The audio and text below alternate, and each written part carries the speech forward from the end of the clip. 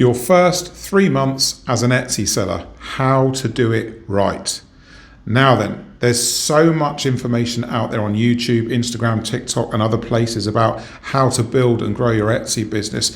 How do you know who to trust? How do you know what good information is? Well, I'm a good bet for this. I've been an Etsy consultant for 10 years. I've been helping thousands of sellers to build and successfully grow Etsy stores. So in the next 30 to 40 minutes, I urge you to sit down, take some notes, maybe grab a drink, and follow me as I teach you how to navigate this critical first 3 months of life in your Etsy store. Now, I want to be clear straight away. There are 3 things I don't want you to do. Okay, and you're not going to hear anybody but me say these 3 things to you, but I say them with vast experience, and I'll explain why. So here are the 3 things you're not going to do. Number 1, don't waste time with social media trying to send traffic into your Etsy store. You are going to be wasting endless time and money and resources on something that brings minimal or no results at all. Number 1, no social media. No, none at all, nothing. Okay. Number 2, no SEO tools. Let me be clear, this is another massive time suck. It will waste so much of your time, which is better spent developing your store, on messing around looking for keywords that are not going to help you. So tools like Marmalade, Allura, eRank, Sales Samurai, Etsy Hunt, Everbee, please give them a miss. Just give them a miss in this critical time of opening and developing your store. Time is your most important asset, and it needs to be funneled and directed into the right places. And this isn't that. Okay, number 3, please do not use Etsy ads. Okay, don't use Etsy ads in this first 3 months of building and growing your store. Why? Because you have no proof that what you're selling is something that people want. Maybe people do want it, but do they want your version of it? We don't know. You just don't know. And I promise you, if you start with Etsy ads straight away, you're going to be wasting your money. And your money's better kept in your pocket and funneled into areas of the business that are going to give you the most results. And one of those is how you open and develop your store. So without further ado, let's get into the first area. Okay. The first area we need to contend ourselves with and sort out is before you open your store. So what do we need to know about things we need to do and the mindset we need to be in before we click that valuable open shop button? So the first thing I want you to know, although this guide is for the first 3 months, you need to commit to 12 months of work in your store. Generally speaking, nothing happens straight away on Etsy. You won't be making sales after 2 weeks. It takes time. It's all a process. So commit to 12 months. That is a decent amount of time to prove whether your business is starting to work or not. You can reevaluate after 3 months, 6 months, 9 months, and see how it's going. But you've got to give it a year. Okay, that's my first piece of advice, a year. The next thing, you need to decide what your niche and sub-niche set are all about. Okay, so let me explain what this is. A niche might be dogs. You're going to sell into the world of dogs, be it handmade products, you might do print on demand, you might do digital, right? The niche would be dogs. Your sub-niche set would be the top 10 breeds of dog, as an example. It makes sense, right? If you're going to sell into the world of dogs, let's sell into whoever owns all the popular dogs. It's a good idea to do that. So then Etsy gets a very, very clean idea and detailed idea of what your store is all about. Dogs, breeds of dog, really clear. What you don't want to do, and I see so many people talking about this on YouTube, don't set up stores selling everything. That's the worst thing you could do. This sort of throw it at the wall and see what sticks approach. is not good. It's not good for your business mind because you just don't know where you're going. And it's definitely not good for Etsy's algorithm. It doesn't like when it doesn't understand what a store is all about. So before we open, let's make it right. Let's make our chances of success as high as we possibly can. So I'd like you to choose a defined niche and sub-niche set, as with the dogs and breeds of dog example. Now, in the last 2 years, things have developed. I've had to change many of the ways I teach my students and my clients. And when it comes to minimum hours of work per day in your Etsy store, I'd like you to try to commit to a minimum of 2 hours. A minimum of 2 hours. It's getting tougher out there. It's harder. There is a direct correlation between the amount of hours you put into your Etsy store and the results you get from it. Ideally, I'd like you to put 3 or 4 hours in a day. If you had full-time hours, if you do have full-time hours, we'll need those. But a minimum of 2 hours per day is what's going to be needed here. We've got to put time in to get the results. Okay, so 2 hours per day. The next thing is a general guide, but it's so important. Try to be daily active in your store. So I want you doing things in your store every day. If you have an Etsy store that's changing every day, Etsy's got to come back and check on what you've done. It's checking your activity, it's checking your changes. But if your store sits there for weeks on end with no activity, well then Etsy doesn't have to come back and have a look. It doesn't have to come back and index and catalog your new listings. Etsy doesn't like that. It wants stores that are recent and working and doing things every single day. Really important. So the next thing is probably one of the toughest parts of your new Etsy business. It's photography and video. It's much better to invest and research into this now rather than 6 months after you've opened and you realize, my photography and video is really bad. It's costing me clicks, it's costing me conversion. It will pay you in spades to get this right before you open. So what I mean by this, if you're a handmade business, set up some kind of studio area, well lit, indoors, dedicated space, no sunlight, no shadows, appropriate backgrounds and props for what you sell. And then at least you've got competent photos. If you're print on demand, same thing. Seek out decent mock-ups. Don't settle for the mock-ups that the print on demand providers provide you. They're awful. Everybody's using them. They're rubbish. They give you nothing for your brand. Everybody's using them. Take the time to seek out decent mock-ups for whatever it is that you're selling. There's tons of mock-up sellers now on Etsy and all over the internet, and you should seek out the right mock-ups for your brand. It's the context. You got to get it right. So make sure you seek out good mock-ups. And the last thing, and I will talk in detail about this in a minute, I want you to commit to listing one item a day for 100 days, which is just over 3 months. One listing per day. There is very good reason why I teach everybody to try and do this. It's not too fast. It's not too slow. It gives you 3 months or just over 3 months to analyze your progress. Are your views going up? Are you making any sales? Is anything happening in your store as the listing count goes up? You don't want to go too fast. If you go too fast, you're going to overcook your store and in 2 months be sat there with 200 or 300 listings and a dead store. And I've dealt with thousands of these. You don't want to do that. One listing a day. If you can't manage a listing a day, and I know some of you can't, that's okay. Just do what you can do. If it's one every 3 days, fine. Just do what you can do and commit to the consistency of listing. Okay, so if it's one every 3 days, well, you're going to end up with about 30, 35 listings. Fine. Just commit to what you can do. That's what matters here, consistency. So with that introduction being said, before you open your store, let's get into what we do when we're opening our store. Okay, This next section is all about choosing your niche. I'm going to guide you into solid, reliable areas here that can make you money. Okay, I'm going to give you areas in physical products and digital.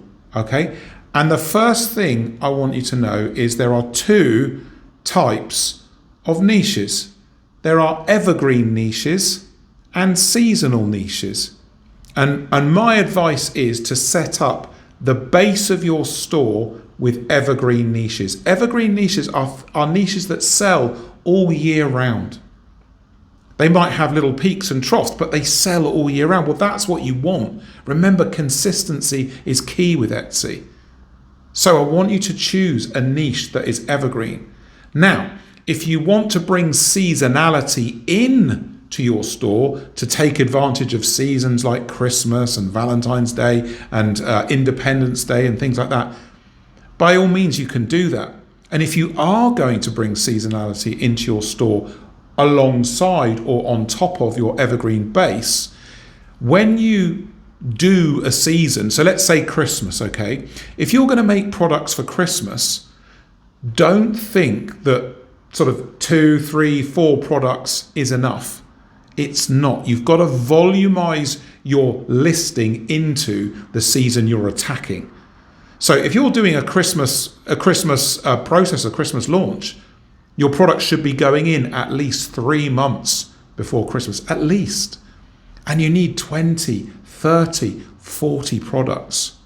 Try to volumize, try to get a presence in the area of Christmas. You can't expect to sell 2, 3, 4 listings and sell well. It's overwhelmingly not going to happen unless you get lucky, right? So try to really understand every season needs a decent product amount for you to start to make headway and start to make sales. Most of the products won't sell. And if you've only got 3 or 4, they're not going to sell, are they? Try to get 20, 30, 40. And if you can't, as always, do what you can. So choosing your niche, evergreen is first. And then if you bring seasonality in on top, make sure you're attacking each season with a decent volume of products. So areas you can work in that will bring you success.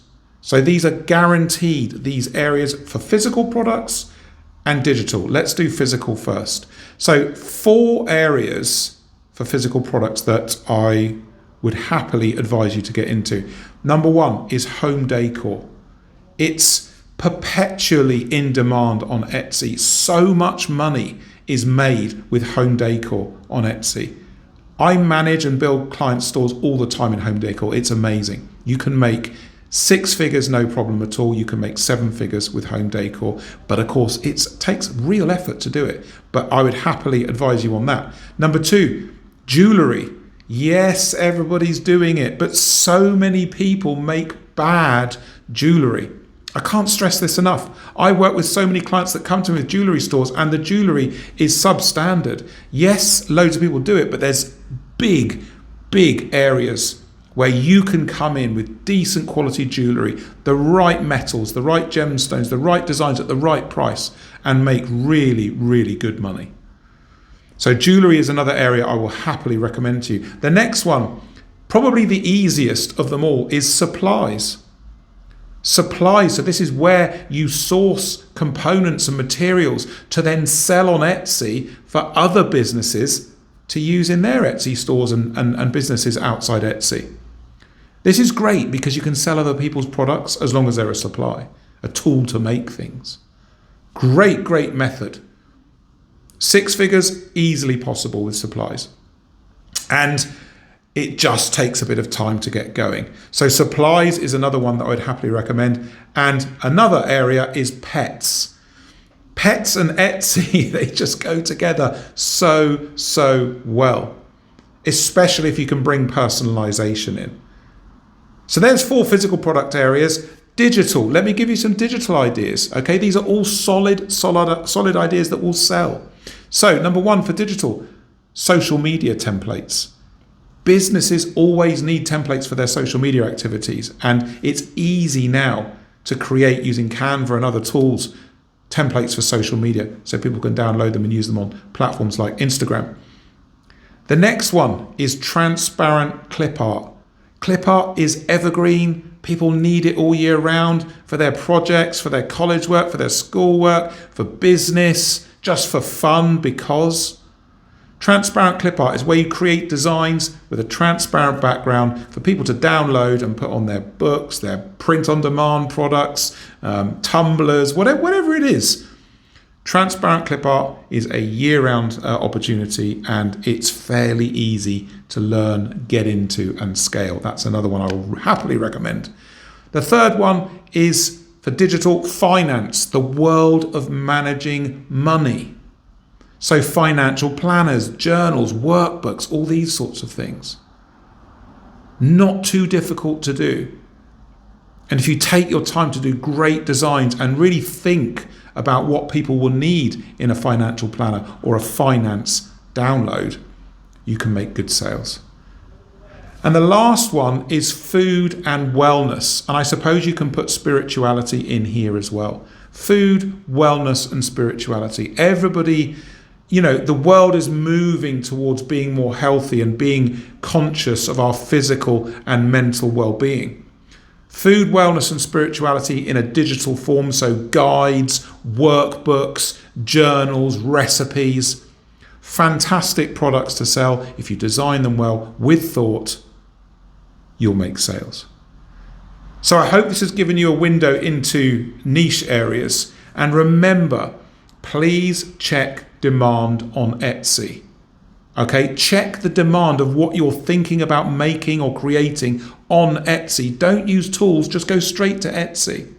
Okay, and see what's happening. You should be able to find at least 20 stores easily, all making over 5,000 sales, to prove there's plenty of money floating around and plenty of stores in that area. Find 20 stores, 5,000 sales or more. That proves to you the area that you're looking at is working well, and it's a safe bet to get into. Just scan the market, see what's going on. Etsy gives you all the information you need to know. Okay, let's now get into how you build and grow your store. Right, welcome to the next step for your first 3 months as an Etsy seller, your 100 listing plan. Remember earlier I was talking about committing to getting to 100 listings, and if you possibly can, in this first 3 months, just list one new product per day. I know some of you can't do that, but for those who can, do it. If you can't, just do what you can. You're going to list one product a day for 100 days. And I want you to take note of what I'm about to say now. You need to be able to produce your products, whether they're physical or digital, fairly quickly and consistently. Okay, because as you build and grow, your store is going to get more busy, you're going to get more views, and then your sales will start to come, and you need to be able to keep building and growing. So if you're looking at listing a product on Etsy and it takes you 3 days, that's way too long. Way too long. Ideally, you should be able to make a product in an hour or two. If it's digital, 30 minutes to an hour. And that includes listing. Remember, when you make the product or design the product, whether it's a physical handmade product, print on demand, or digital, you've got to list it. So once the product's been created, now you've got to list it on Etsy. So we need this process to be an hour if it's digital, up to a couple of hours for physical products. But you don't want to be bogged down with production processes that take 2, 3, 4, 5 days. It's generally way too long. It's going to cause you so many problems when you try to scale. So make sure you can make this thing, whatever it is, in 2 hours or under. That would be ideal, or as quick as you possibly can. Now, the next thing I want you to do, if you're going to list one item a day, create them in small batches. So don't go and make 100 listings and then put them all in your store. That's a huge mistake because you don't know what the customers want. You've put 100 listings in your store, but how do you know if any of them, the customers are interested? No, don't do that. When you list in batches of 10. 10, okay? So this is what you do. You get just your first 10 products ready, or designs, or whatever it is. And then you list each one of those one a day into your store. Whilst you're listing those products at one a day into your store, prepare the next 10. So that when the first 10 days are up, you then move over the next block of 10 products and list those. Whilst those are listing, you prepare the next 10. The reason why I'm getting you to do this is the customers are going to start to give you feedback almost immediately on what's working. So first of all, you will see the views coming into certain products. The customers like this, they're looking at that. They're not looking at this, they're not looking at that, right? That's the first clue you're going to get as to what customers like. Then you might start getting favorites. So certain listings start to get favorited. That's another signal. Customers like certain things in your store. And then, of course, it's sales. So after that, you'll make your first sale, and then another sale, and then another sale. And these are key signals from customers about what they want in your store. So creating listings in batches of 10 means you can adapt and twist and react to what the customers tell you. Let's just say you're listing between 30 and 40 listings. You're at that stage, and all of a sudden, 2 or 3 products start to sell. You can immediately then put your detective hat on and say, right, why are they selling? Let's look at these products. What's different? Maybe the photography's better. Maybe it is a seasonally affected listing like springtime. All of a sudden something starts selling because it's spring. Join the dots. Find out why these listings are starting to sell. And then you can add more of those in your next batch. So you're remaining in close contact with what the customers are telling you as you build and grow. You've got to maximize your chances of selling with this first 100 days. So by listing in small batches, you're able to respond in a measured, stable way, but fairly quickly, to what the customers are telling you. So list in batches of 10, really, really important. And here's the next thing, golden tip for you. When you're opening your store and you're listing, create your shop sections the day you open. So what I mean by shop sections, remember when I gave you the example of the dog and breeds of dog as your sub-niche? Well, your sub-niche is your shop sections. So if you create your shop sections when you open your store, you can list equally into those shop sections. This is something I call category command. Category command is amazing because it shows you the true demand from your customers. But you can only do it once when you first open your store. It's too late when your store's been open 6 months. The only chance you get to do this is when you open. So if you create your sections and then list your products daily equally into those sections, you get a true reflection of demand from your customers because you've got the same amount of products out into the marketplace. It doesn't work if you had 20 pug dog products but only 3 Labrador. That's not a fair comparison, is it? But if they're level at 10 products each, then you know what you've put out there is the same, but the demand from the customers is coming in on one product type, one section over the others. Really, really important. Use category command and list in batches of 10 into those sections in your store. Okay, the next thing. When you're creating your products, whatever they are, physical, POD, digital, you need to have as low a dependency on other people as possible. To start with. Ideally, you want to be able to do this comfortably on your own.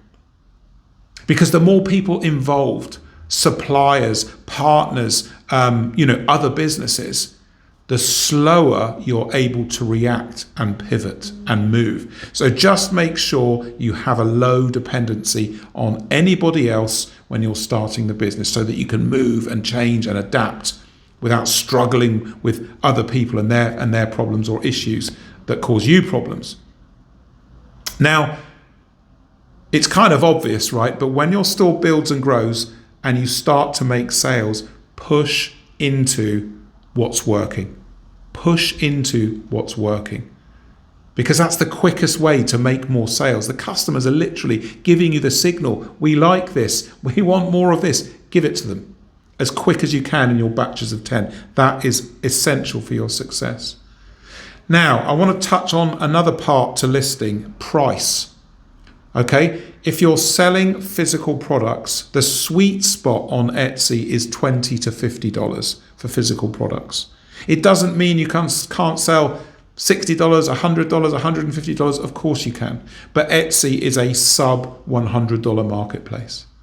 So focus between $20 and $50 for physical products. If it's digital, generally speaking, $2 to $10 is the area you're going to be selling in for digital. Have most of your products in that price range. Of course, unless you're doing something much more technical and hard work like Shopify templates, in which case they're $40, $60, $80, $100 to buy those. Generally speaking, $2 to $10 is the area for digital. All right, the next thing, you need to try, and I know this isn't possible for everybody, but please try to do two things with your products. Number one, be personalizable. Sell personalized products. The ability for customers to choose parameters that they want on what you sell. This is so, so important for Etsy. You'll sell so much more if you can offer some form of personalization, either on the product or the packaging or inside the packaging or both. It's such a heightened experience for customers if the product's for themselves or they're gifting it to someone, if they can change it and make it theirs. Which leads me to the other part of this. Be giftable. Be giftable. Make gift sets, make themes, make your packaging, have gift wrapping. Etsy's a gifting site, especially at Christmas. And if you can combine personalization and giftability, this is rocket fuel under your store. I can't stress this enough. Personalization, giftability, rocket fuel. Try to do one or both of those things. And the last thing is with your listings, with your photography and video, try to show your product in use. Okay? So if you're making a chopping board, show it in use. So show someone chopping vegetables on it, right? So that everyone can see the context, the size. Video, show the product in use. If you're selling a chopping board, show someone chopping vegetables on it. That's what we want to see as customers.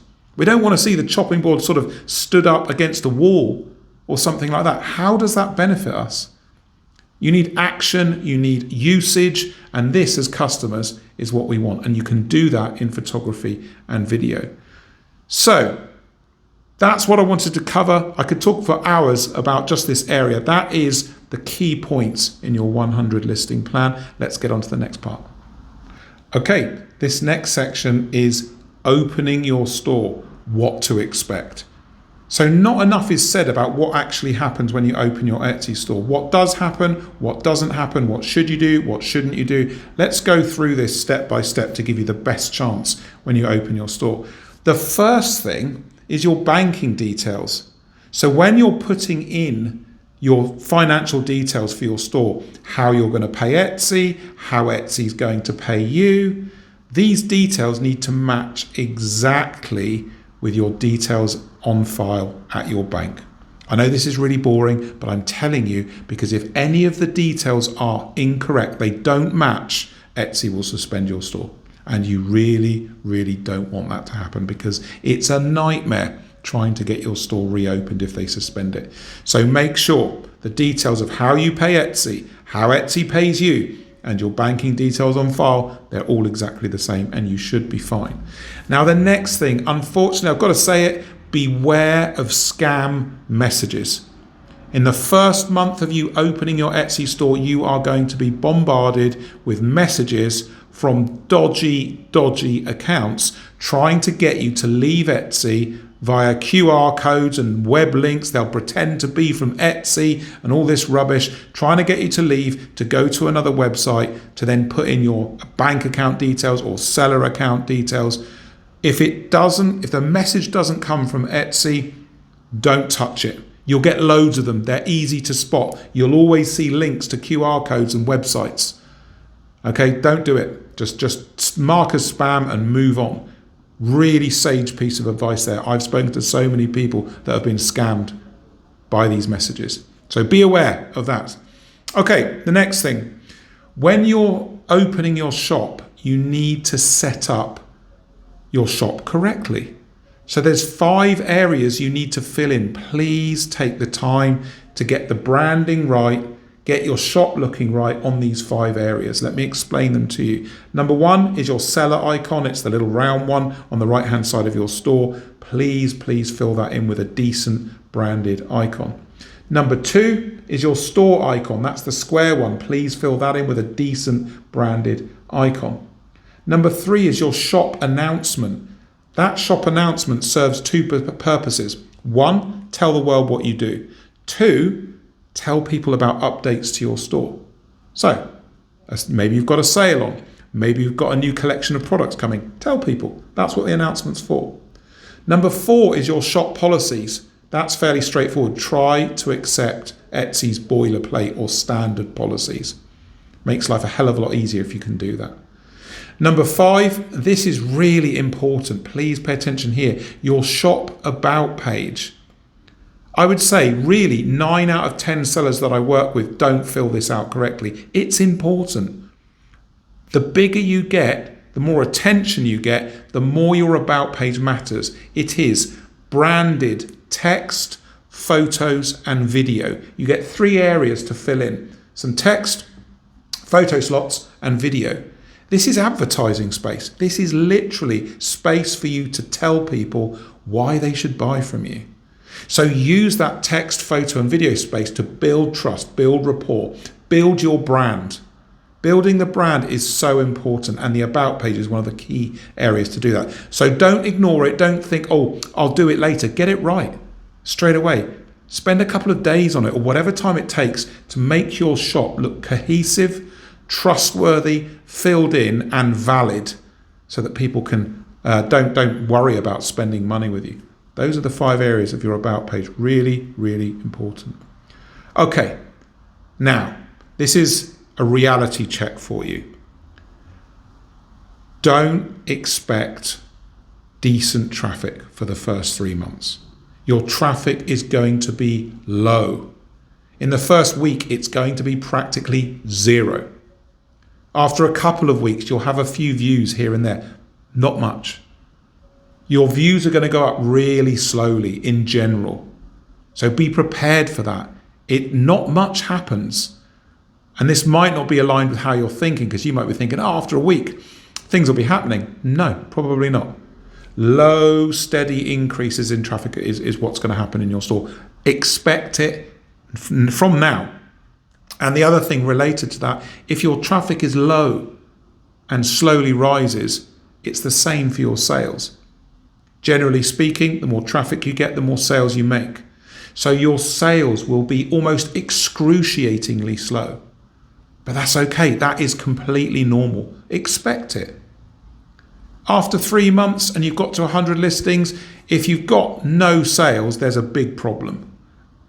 And by all means, get in touch with me and I will help you with that. But if you've made 7 sales, 8, 10, anything around these numbers, that's okay. That's okay. You're making sales. You're proving your idea is viable. So just make sure that you know the sales are going to be low, but also make sure you've got something on the sales board. Okay? Really, really important. Now, another thing, SEO. Some of you will know I try to keep investment into SEO fairly low in time, because you just don't need to waste too much time on it. However, some work needs to be done. So make sure on my channel you watch the How to Do Etsy SEO in 10 Minutes video. I've just released a brand new 2025 version. That takes care of everything you need to know about SEO. And when you're good at it, it should only be 10 minutes per listing. And the more successful you become, the less important SEO is. And I will repeat what I said at the beginning of this tutorial. Don't waste time with SEO tools. They are literally a horrible rabbit hole which you will disappear down for days or weeks, going round and round looking for keywords that will never ever help you. Why won't they help you? Simple, because none of the search volume and click data that these tools use comes from Etsy. It doesn't even come from Etsy, so please don't waste your time on these tools. Now, the next thing, and I mentioned it earlier, don't use Etsy ads. Okay, don't use Etsy ads in the first 3 months. You're just going to be wasting your money. Let's get those sales under our belt. Let's get the brand building. Let's get everything working first organically. Use the traffic Etsy gives you. Don't go throwing money at Etsy ads. It's a nightmare. I've worked with thousands of stores with Etsy ads. It's a nightmare. So many stores lose money with Etsy ads because you've got to get your organic structure and visibility right first. Once you're making daily sales, no problem at all. You can use Etsy ads then because you can prove that your system and process it's working. Don't use it when you open your store. You'll just be wasting your money. The next thing is opt out of Etsy offsite ads. So unless you opt out of offsite ads, you will be charged by Etsy for sales made through Etsy's offsite ads system. So this is something that you can only do until you've made $10,000 in a year. Once you get to $10,000, you don't get a choice. You just get put into offsite ads. It's a nightmare. But before you get there, you get to choose. And I would urge you to not use offsite ads. Keep the sales internal to Etsy. External sales don't help you. Sales from external sources don't get rewarded with visibility. I have videos on this on my platform, on my channel. Please look at them. You want your sales to be coming from inside Etsy. So no offsite ads. You don't need them. Let's get those sales from inside Etsy. Now, when it comes to customer service, this is really basic, but it needs to be said. Number one, you're going to start getting messages from customers. Answer them promptly. Just do it as quick as you can. Don't put it off. Be courteous. Be engaging. Really take care of your customer inquiries. Okay, don't leave it too long to answer messaging. And also, ship your listings promptly. Obviously, if you do POD or digital, that's out of your hands. But if you're making stuff, ship promptly. Customers really appreciate their goods being shipped quickly. So try to be as efficient and quick with that as possible. And I think the last thing that I want to say here is don't break 3 rules or 3 laws, if you like. The first one's a rule. Don't break Etsy's terms of service or house rules. Okay, so read the Etsy Seller Handbook. Yes, it's quite sprawling and it goes all over the place, but learn it so that you know what to do and what not to do. Don't break trademark law and don't break copyright law. Really important because it's so tempting, because you can make lots of sales if you break trademark law and copyright law. It's not worth it. Etsy will shut your store down. So please be legal and be safe is what I'm saying. Okay, with that all said, I hope that makes sense for what to expect when opening your Etsy store. Let's move on. Okay, so this last area is a conclusion or wrap up of everything that I've been talking about. The first thing that I want you to know is that selling on Etsy is a marathon, it's a process. There's no sprint, there's no quick wins. It's so rare to find success quickly on Etsy. Usually it takes time. So remember, it's a process, it takes time. Commit to that year for your Etsy store. The second thing, pay attention to what is working, right? So once you see things working, dial into that. Start opening up your store with these areas that the customers are clearly telling you are working. Pay attention to what's working. Perhaps more importantly, number 3, pay attention to what's not working. This is where Etsy sellers drop the ball all the time. When things don't work, change it. If you've got products sitting in your store, day after day, week after week, just not doing anything, change it. Make changes. Look at what's working. Look at what's not working. When things don't work, Look at those products and ask yourself why. What is it? Is the price too high? Is the photography bad? Is the product poor against your competitors? Work out why the product's not working and then avoid it, change it. I know that sounds really straightforward, but so many people just leave stuff in their store endlessly without doing anything about it. Really important you focus on what's not working. Now, another really important thing for you is slow season on Etsy. Etsy has a slow season. It is June, July, and August, generally, for most products. Less people are on Etsy, less people are shopping, people are out on holidays, school holidays, enjoying themselves, pretty much doing anything other than shopping on Etsy. So know it now. Be ready now. When it gets to June, July, and August, maybe your store performance will go down. It's okay. It's normal. It picks back up in September with a vengeance for Christmas, right? June, July, and August, slow. Now, in most cases, once your business is up and running and selling, you will probably make more sales in October, November, and December than the rest of the year combined. Generally speaking, Q4, you should make more sales than the rest of the year combined. This isn't for everybody in all niches and all situations. It's a general statement for most businesses on Etsy, which is amazing. It's heavily weighted to the Christmas season, and you need to plan for that with everything that I've been talking about in this tutorial. So October, November, December, decent sales await you if you do the work. Okay. The next thing is, I've mentioned it, personalization and giftability. Do both. Try to do both. Be creative. Find ways to be personalized. Find ways to be giftable. Add value to the customer buying experience. You will sell so much more if you do those two things. The penultimate point, build a brand. Build a brand. Focus on your photography, your video, your products, your branding for your store. If your brand is strong, it is easier to sell to customers than if you have no brand or a weak brand. So really have one eye on the long game with building your brand and what it looks and feels like to customers. And finally, the last point, enjoy this process, right? It's enjoyable. It should be fun. And if it's not fun, there's something going wrong. It should be fun.